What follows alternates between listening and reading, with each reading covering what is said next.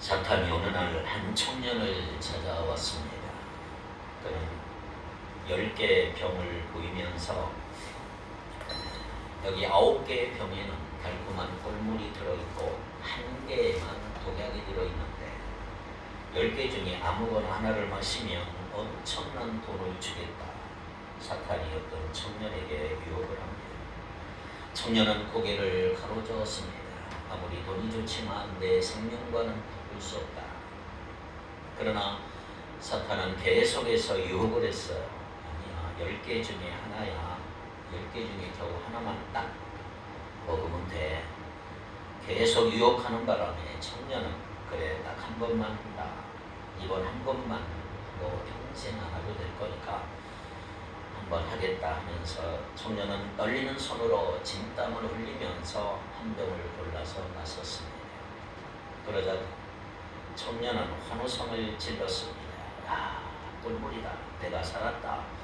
자칫 잘못하면 죽을 뻔했다. 어서 돈을 내놔라. 그리고 다시는 나를 찾아오지 말아라. 사탄은 청년에게 엄청난 돈을 주고는 다음번에 언제라도 9개 중에 하나를 마시면 돈은 곱빼기로 주겠다. 이 말과 함께 유유히 웃으면서 사라졌습니다. 그 돈을 받은 청년은 오랜 세월 방탕생활로 온몸이 만생참이가 됐습니다. 그리고 돈이 떨어질 때마다 사탄을 불렀습니다. 그리고 어느 날 시간이 흐르고 청년은 백발 노인이 됐습니다. 이제 딱 2병이 남았어요. 2병. 술과 마약으로 폐인이 된 노인은 벌벌 떨리는 손으로 그 둘 중에 하나를 골라 마셔야만 했습니다. 노인은 마침내 마지막 병을 들고 마셨어요. 꿀물이었습니다. 아, 이겼다. 나는 끝까지 살아남고 말았다. 이제 돈을 내라. 돈을 내라. 끝이다. 이때 사탄이 마지막 남은 한 병을 훅 하고 사탄이 들여 마셨습니다. 자, 이래도 네가 이겼느냐? 전부터 독약은 없었어. 그러나 너는 돈이라고 하는 나의 독약에 이미 죽어가고 있는 거야. 너는 천하보다 귀한 일생을 돈이라고 하는 종이에 풀고 말았어. 나는 너의 청춘을 망가뜨렸지.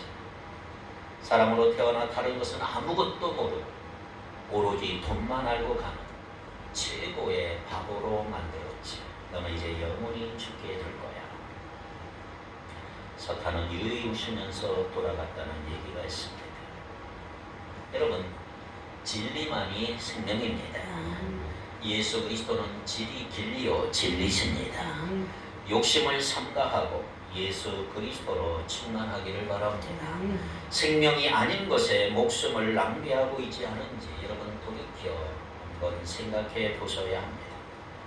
오늘 본문에서 담대히라고 하는 단어가 2번 나와요. 19절 20절에 보면 담대히, 헬라 말로 파레시아라는 말을 썼는데, 파레시아라는 말은 뭐냐 하면 내 자신이 처한 환경이나 상대를 두려워하지 않고 복음을 증거하고자 할 때 사용되는 단어가 담대히, 이런 말을 쓰고 있습니다. 내 자신이 처한 환경이나 처지를 절대로 두려워하지 않고 복음을 증거하고자 할 때 사용하는 단어가 담대히. 여러분, 담대하시기를 바랍니다. 우리가 살고 있는 시대는 복음 증거의 기회가 점점 더 제한되고 위협받는 상황들이 일어나고 있는 것입니다. 이미 20년 전에도 그런 일들이 일어나고 있고, 미국에서는 2018년도 빌리 그레함 목사님이 돌아가셨는데, 빌리 그레함 목사님이 어느 주립대학교에 가서 설교를 하려고 했는데 학교에서 반대를 합니다. 집회하는 것이 허락되지 않았습니다. 그러나 남아 불교의 수장인 달라이 라마는 사람들의 열렬한 환영 속에서 그 대학에서 강연을 했습니다. 남아 불교의 수장이긴 하지만 철학자고 선생이라고 하면서 학교는 그렇게 예우해 준 거죠. 그렇듯 이미 오래전부터 기독교는 안 되고 불교는 된다는 식으로 차별이 있어 왔던 것입니다.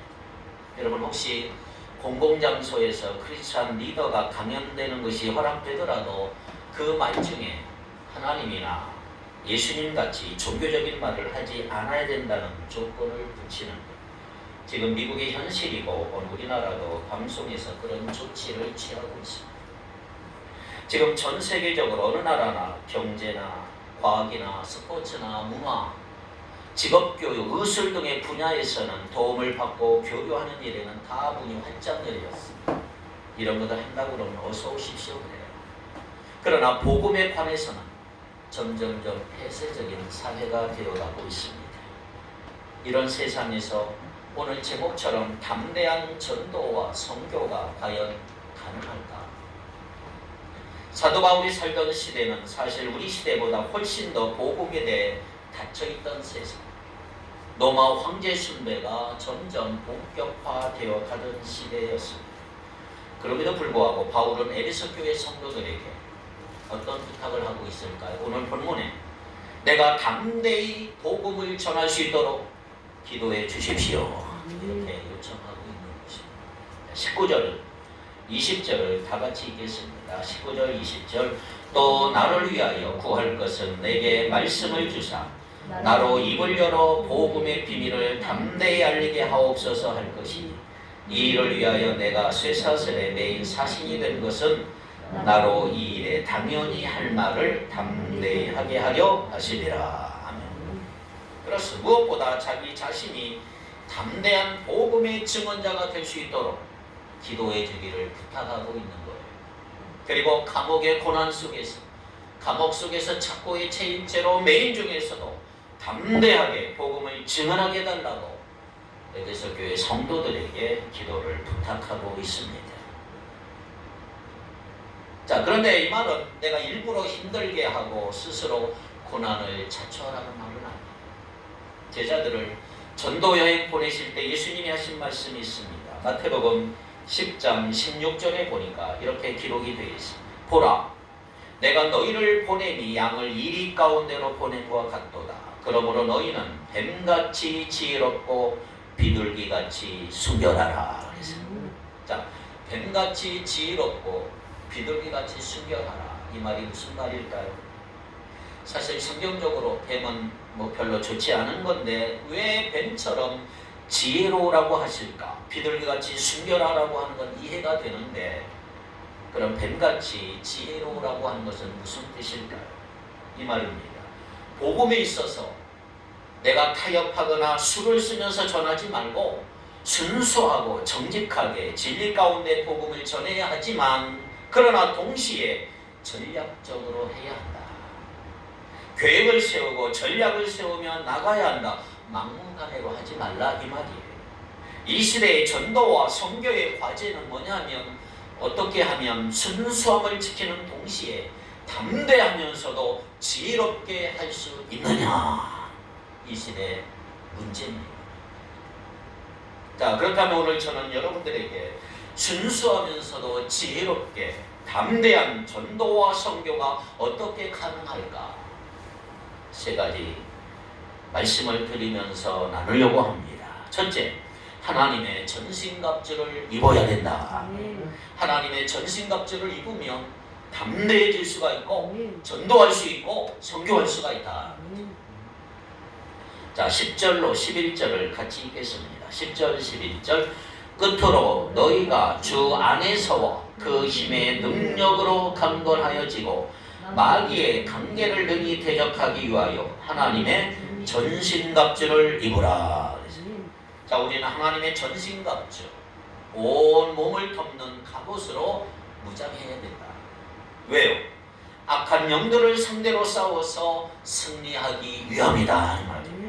12절 13절 우리의 씨름은 혈과 육을 상대하는 것이 아니요 통치자들과 권세들과 이 어둠의 세상 주관자들과 하늘에 있는 악의 영들을 상대함이라. 그러므로 하나님의 전신갑주를 취하라. 이는 악한 날에 너희가 능히 대적하고 모든 일을 행한 후에 서기 위함이라. 16절에 보면 사도 바울은 복음의 원수인 마귀와 그가 부리는 악한 영들이 우리 믿는 사람들에게 뭘 쏘고 있어요? 불화살을 쏘고 있다. 불화전, 불화살을 막 우리에게 쏘고 있단 말이에요. 이러한 영적 싸움에서 우리가 우리 자신을 지키고 승리하려면 어떻게 해야 돼요? 마귀에게 틈을 주지 말아야 된다 말이에요. 자, 에베소서 4장으로 넘어가서, 자, 길지만 한번 같이 읽어야 돼. 25절로 32절, 에베소서 4장 25절로 32절 시작. 그런즉 거짓을 버리고 각각 그 이웃과 더불어 참된 것을 말하라. 이는 우리가 서로 지체가 됩니다. 분을 내어도 죄를 짓지 말며 해가 지도록 분을 품지 말고 마귀에게 틈을 주지 말라. 도둑질하는 자는 다시 도둑질하지 말고 돌이켜 가난한 자에게 구제할 수 있도록 자기 손으로 구제 수고하여 선한 일을 하라. 무릇 더러운 말은 너 입 밖에도 내지 말고 오직 덕을 세우는 데 소용되는 대로 선한 말을 하여 듣는 자들에게 은혜를 끼치게 하라. 하나님의 성령을 근심하게 하지 말라. 그 안에서 너희가 구원의 날까지 인치심을 받았느니라. 너희는 모든 악독과 노함과 분냉과 떠드는 것과 비방하는 것을 모든 악의와 함께 버리고 서로 친절하게 하며 불쌍히 여기며 서로 용서하기를 하나님이 그리스도 안에서 너희를 용서하심과 같이 하라. 자, 이 말씀을 잘 보세요. 마귀에게 틈을 주지 않는다는 것을 말하면서 주로 뭘 얘기하고 있어요? 전부 다 이웃과의 관계를 이야기하고 있어요. 이웃과의 관계. 25절 거짓말하지 말아라. 참된 말을 하라. 26절에 화를 내더라도 죄를 짓는 데까지 이르지 말고 해질 때까지 분을 품지 말아라.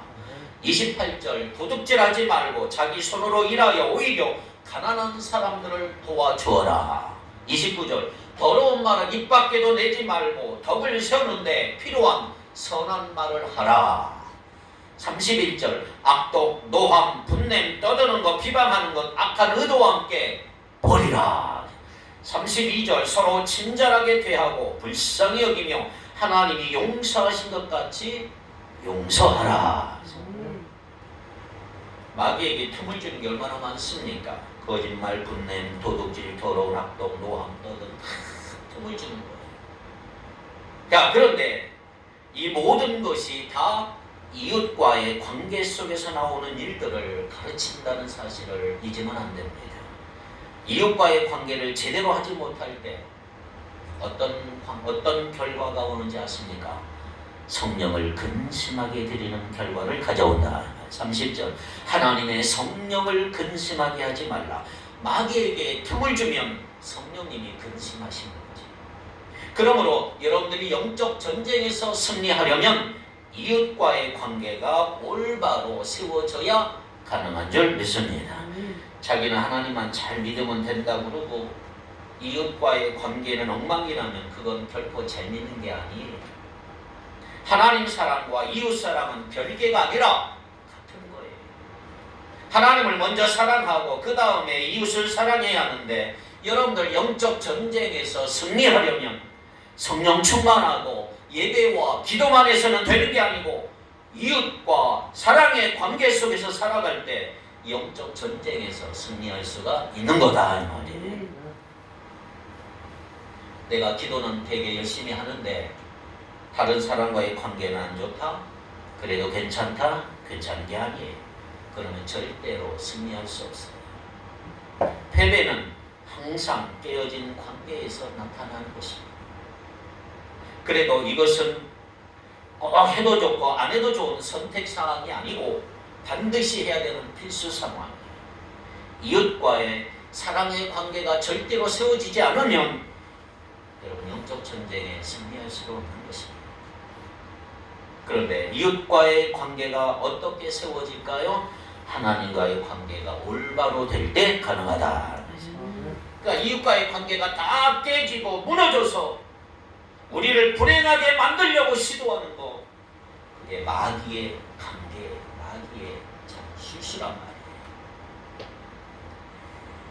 어느 날 내가 누구에게 화를 내고 막 악독한 말을 하고 노함과 분냄으로 나간다면 저 어두운 데서 누가 웃고 있느냐? 마귀가 웃고 있는 거예요. 마귀가 얼마나 좋아하는지 바로 그거야. 너 계속 화를 내, 계속 분을 내고 계속 독소를 뱉어. 지금 마귀가 좋아하는 일을 내가 하고 있고 거기에 놀아나고 있지 않는가, 이걸 알아보셔야 되죠. 그러면서 오늘 이렇게 말합니다.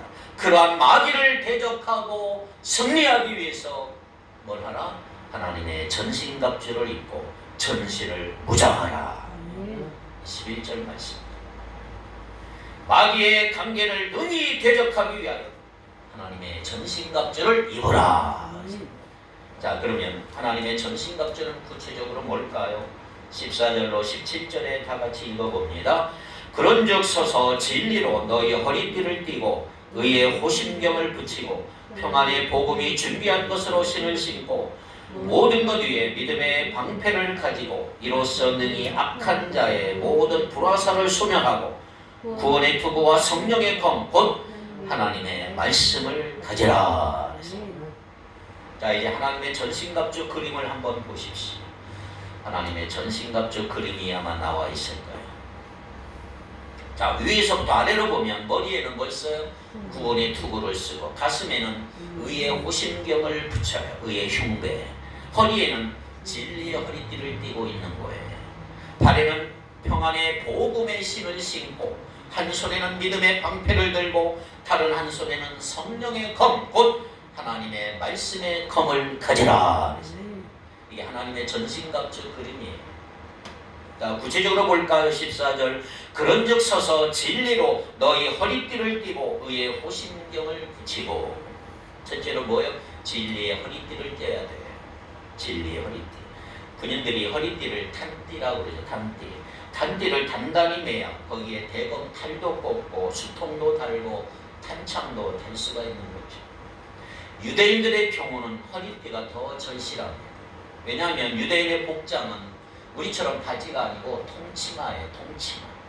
그래서 허리를 단단히 묶지 않으면 너덜너덜해서 내려가 버려요. 내려가면 얼마나 창피하겠어요. 더구나 전쟁에 나가서 민첩하게 뛸 수가 없는 거예요. 진리의 허리띠라는 말씀은 진리에 비추어 볼 때 내가 불필요하다고 생각하는 거 다 과감히 버리고 단순히 살아라 이 말이에요. 간편한 복장으로 살아라 이 말이에요. 과감히 다 버리고 진리의 허리띠, 진리에 합당치 않은 것들 다 내 생활에서 다 제하여 버리라. 최대한 간편한 복장으로 언제든 주님이 부르시고 호출하시면 뛰어나게끔 민첩하게 살아라 이 말이에요. 두 번째, 의의 호심경이 의의 호심. 호심경을 과거의 개혁 성경에는 흉배라 그래서 의의 흉배. 호심경은 요즘식으로 말하면 방탄조끼예요. 방탄조끼. 왜 호심경을 우리의 가슴을 보호해야 될까요? 가슴이 우리 마음의 자리예요. 마음의 자리. 마음을 잘 지켜야 합니다. 마음이 무너지면 다 무너져요. 그것을 우리의 적인 마귀가 너무나 잘 알기 때문에 항상 우리 마음에 상처를 주기 위해서 마귀는 얼마나 노력하는지 몰라요. 가슴을 우리 가슴. 그래서 여러분 방탄조끼를 입기를 바랍니다. 심장 다치면 안 되잖아요. 치명적인 것. 그래서 흉배가 필요한 것입니다. 여러분 마음을 잘 지키시기 바라요. 마음에 정함이 없는 사람이 많아집니다. 마음을 잘 보호해야 여러분 존재가 무너지질 않아요. 하나님의 거룩하시고 의로우심으로 내 심장을 지키는 일, 내 가슴을 보호하는 일, 방탄조끼를 입는 일은 신앙생활에서 대단히 중요합니다. 하나님의 전신갑주 세 번째 15절. 평안의 복음이 준비한 것으로 신을 신고. 여러분 노마 쿰하는 여러분 그림에서 보듯이 보통 신발과는 달라요. 롯이 재질이에요. 모양은 발을 덮는 부분 정강이 바디가 있어서 요즘에 부츠와 같아요. 부츠, 노발. 신발의 윗부분은 놋과 가죽끈으로 연결되어 있고 바닥에는 약 7cm 정도의 송곳 같은 쇠못이 부착되어 있습니다. 만약 이 신발에 차이거나 밟히면 못에 찍히는 것 같은 똑같은 효과가 난다면 사탄이 가장 두려워하는 우리 그리스도인의 신발은 뭐냐? 다툼이나 경쟁도 아니고 전쟁을 일으키는 것도 아니고 평화와 구원과 영생을 선포하는 복음의 신발입니다. 원수를 사랑하고 용서하여 하나가 되게 하는 이 평안의 복음이야말로 사탄에게 있어서 아주 치명적인 무기라고 할 수가 있습니다. 네 번째, 믿음의 방패입니다. 왜 믿음의 방패가 필요할까요? 16절, 모든 것 위에 믿음의 방패를 가지고 이로써 능히 악한 자의 모든 불화살을 소멸하고. 노마군의 방패는 여러분 보세요. 나무 재질 위에 가죽을 씌워서 직사각형 모양인데 한 사람을 충분히 커버하고도 남은 굉장히 큽니다. 이유는 사방 원거리에서 날아오는 불화살을 그 몸을 보호하기 위해서. 자, 그렇죠. 방패는 모든 방어용 무기 중에 제일 중요한 무기라고 할 수가 있습니다. 사탄의 불화살은 엄청나게 무서워요. 사탄은 명중률이 높아요. 우리의 약점을 정확히 겨냥해서 불화살을 쏘면 우리는 맞을 수밖에 없어요. 그 불화살을 맞으면 누구나 비틀거리고 누구나 상처 있게 쓰러지게 돼 있단 말이에요. 그래서 사탄의 불화살을 그냥 불화살이라 하지 아니하고 성경에 뭐라고 그랬어요? 모든 불화살이라. 의심의 불화살, 좌절의 불화살, 원망의 불화살, 마음의 미움의 불화살을 계속 우리를 향해서 쏘고 있는 종류가 많아요. 그때그때 마귀가 필요한 화살로 우리의 약점을 쏘고 있는 거예요. 맞추려고. 그러면 어떤 화살이 날라와도 맞지 않도록 여러분 믿음의 방패를 들고 있어야 된단 말이에요. 그 믿음의 방패만이 마귀가 쏘는 악한 불화살을 막을 수가 있는 거예요. 그래서 여러분 어떤 불화살을 쏴도 믿음의 방패만 들들이 들고 서 있으면 믿음의 방패가 여러분을 안전을 보장한다. 그러므로 마귀를 대적하는 방법이 뭐냐? 예수님 뒤에 피하여 숨는 거예요. 그것이 믿음의 방패다. 믿음의 방패. 자, 시편 91편 4절을 보겠습니다. 시편 91편 4절 다 같이 읽겠습니다. 시작. 그가 너를 그 하시고 덮으시니 내가 그 날개를 피하노라.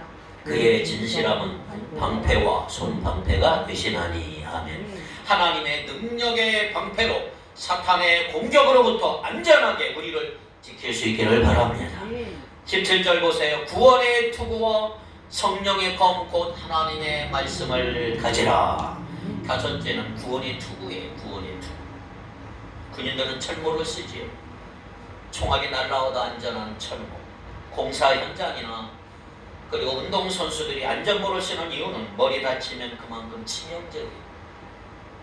뇌 손상을 입으면 정상적인 사고나 행동을 할 수가 없어요. 이성을 잃고 정신이 혼미해집니다. 그래 여러분 머리는 꼭 지켜야 돼요. 그래서 구원의 투구를 쓰라. 이 말은 무슨 말이에요? 구원의 확신을 가져라. 구원의 확신을 가져라. 자신의 구원에 대해 회의에 빠지지 말라. 예수 믿는 거 회의에 빠지지 말라. 자꾸만 자기 구원에 회의가 들면 갈팡질팡 신앙생활이 엉망진창. 누가 뭐래도 나는 부름받은 하나님의 자녀다. 하나님이 나를 사랑하시고 구원을 베푸셨다. 이 확고부동한 믿음이 여러분에게 있기를 바랍니다. 그게 바로 구원의 투구예요. 구원의 투구. 그 구원의 확신은 우리 신앙생활에서 머리와 같죠. 구원의 투구를 쓰십시오. 구원의 확신을 가지시기를 바랍니다. 마지막으로 여섯 번째, 성령의 검이지요. 성령의 검은 내가 공격하는 무기예요. 공격하는. 여러분 총 없이 전쟁에 나갈 수 없어요. 탄티도 좋고 철모도 좋고 방탄조끼도 좋은데 결국 내가 공격할 수 있는 무기는 총이 있어야 돼요. 그게 뭐예요? 바로 성령의 검입니다. 적의 공격은 방어하고 적의 허점이 보이면 성령의 검으로 공격하는 여러분 되기를 바랍니다. 그래야 승리하는 것입니다. 성령의 검이 필수예요. 필수. 성령의 검은 구체적으로 하나님의 말씀입니다. 하나님의 말씀은 좌우의 날선 검이며 심령 골수를 찔러 쪼개기까지 한다. 마귀는 성령의 검을 가장 무서워하잖아요. 하나님의 말씀으로 승리하시기를 바랍니다. 자, 그런데 이 그림을 한번 다시 보세요. 등에는 아무런 무장이 없어. 등. 이게 뭘 의미할까요? 앞에는 다 전신갑주를 입었는데 등에는 무장이 없어. 왜 등에는 아무 무장이 없을까요? 우리는 사탄에게 등을 돌리고 도망하지 않기 때문이에요. 사탄에게 등을 보이며 도망하지 않는 사람들이 바로 여러분 되기를 바랍니다. 사탄에게 등을 보이면 도망하는 즉시 불화살을 맞아요. 등을 돌리면 질 수밖에 없어. 성령의 검 말씀을 가지고 앞으로 나가시기를 바랍니다. 주님 뜻대로 살기로 했네. 뒤돌아서지 않겠네. 할렐루야. 철로 역정이라는 책을 보면 순례길 중에서 주인공 크리스찬이 들어가는 아름다운 집이 있어요. 아주 아름다운 집. 그 집은 교회를 상징합니다. 교회 와서 쉼을 얻고 평안을 회복해요. 그리고 영적인 독서를 하고 영적인 지식을 나눴습니다. 근데 가장 중요한 것은 뭐냐면 이 집을 나서기 전에, 떠나기 전에 반드시 무장을 해야 돼요. 무장. 이 집을 나가면 겸손의 계곡에서 사탄과의 전투가 기다리고 있습니다. 무장하지 않는 크리스찬은 이 골짜기에서 패배할 수밖에 없습니다. 그래서 교회에서 여러분들이 하나님의 전신갑주를 입으셔야 돼요. 하나님의 전신갑주로 무장하지 않고는 담대한 전진도, 담대한 전도도, 담대한 선교도 불가능합니다. 그래서 여러분 하나님의 전신갑주로 무장하며 담대하게 전진하는 여러분 되기를 바랍니다. 두 번째, 순수하면서 지혜롭고 담대한 전도와 선교는 어떻게 가능할까? 두 번째, 기도로 사탄을 대적하시기를 바랍니다. 가능한 모든 기도 다 필요합니다. 18절 모든 기도와 간구를 하되 항상 성령 안에서 기도하고 이를 위하여 깨어 구하기를 항상 힘쓰며 여러 성도를 위하여 구하라.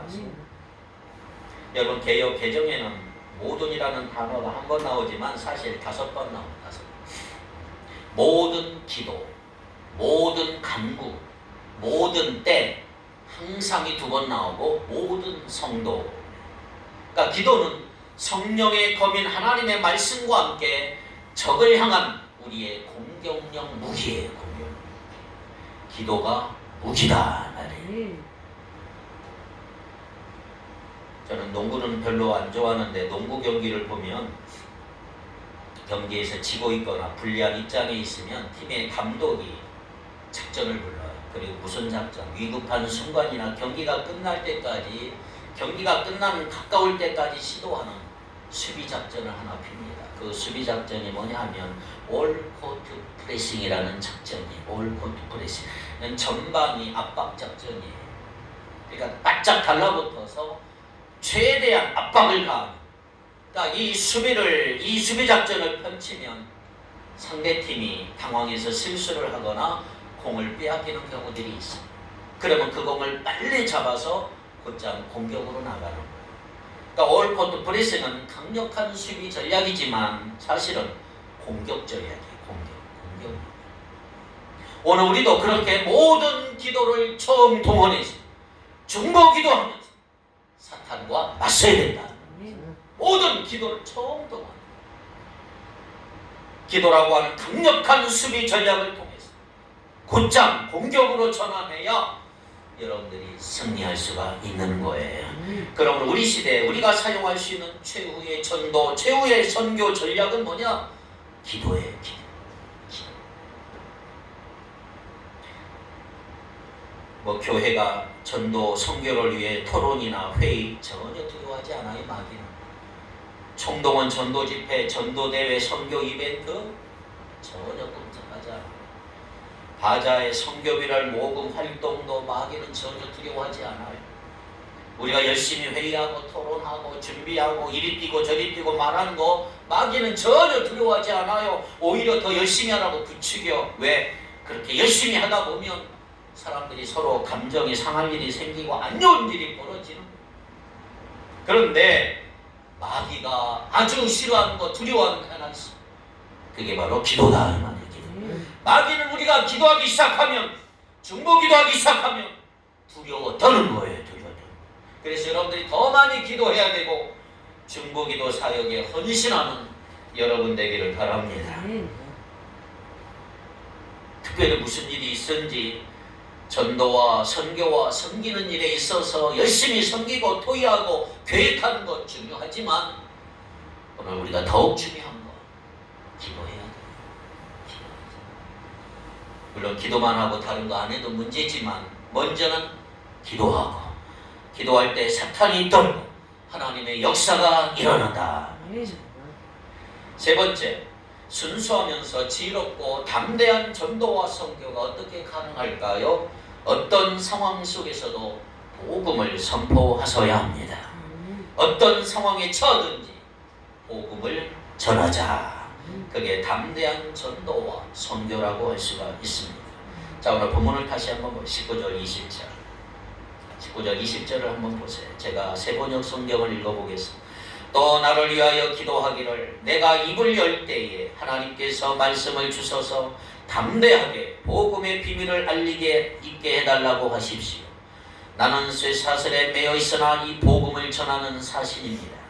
이런 형편에서도 내가 마땅히 해야 할 말을 담대히 말할 수 있게 기도하여 주십시오. 바울은 이 에베소서를 쓸 당시에 로마의 감옥에 갇혀 쇠사슬에 지금 매여 있어. 그런데 그는 쇠사슬에 매인 것까지도 담대한 복음 증거를 위한 것이다. 그렇게 고백하고 있는 거예요. 실제로 감옥에 갇힌 바울을 통해서 그를 가두고 감시하던 로마 시위대 안에 복음이 전해진 것을 볼 수가 있는 거예요. 여러분, 같은 옥중 서신인 빌립보서에 보면 바울이 그걸 알려줘요. 빌립보 1장 12절 13절을 다 같이 읽어봅니다. 시작.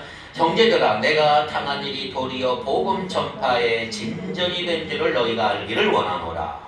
이러므로 나의 매임이 그리스도 안에서 모든 시대 안에 그 밖에 모든 사람에게 나타났으니. 형제 자매 여러분, 내가 일어난 일이 도리어 복음 전파하는 데 도움을 준 사실을 여러분들이 알아주시기를 바랍니다. 내가 그리스도 안에서 감옥에 갇혔다는 사실이 온 친위대와 그 밖의 모든 사람에게 알려졌습니다. 친위대는 로마 황제도 나오던 군대잖아요. 거기서 나온 군인들이 바울과 함께 지키고 있는데 하루 3교대로 돌아가는데 심지어 시저, 황제, 황실 사람들도 바울을 통해서 믿고 그리스도인이 된 증거들을 볼 수가 있는 거예요. 빌립보 4장 22절입니다. 모든 성도들이 너희에게 문안하되 특히 누구예요? 가이사의 집 사람들 중 몇이니라. 이 말은 무슨 말이냐? 황제의 집안에 속한 사람들이 여러분에게 문안합니다. 황제의 집안에 속한 사람들, 황제의 가족들까지도 로마 감옥에 갇혀있는 바울과 함께 빌립보 교회 성도들을 향한 문안에 동참하고 있는 거예요.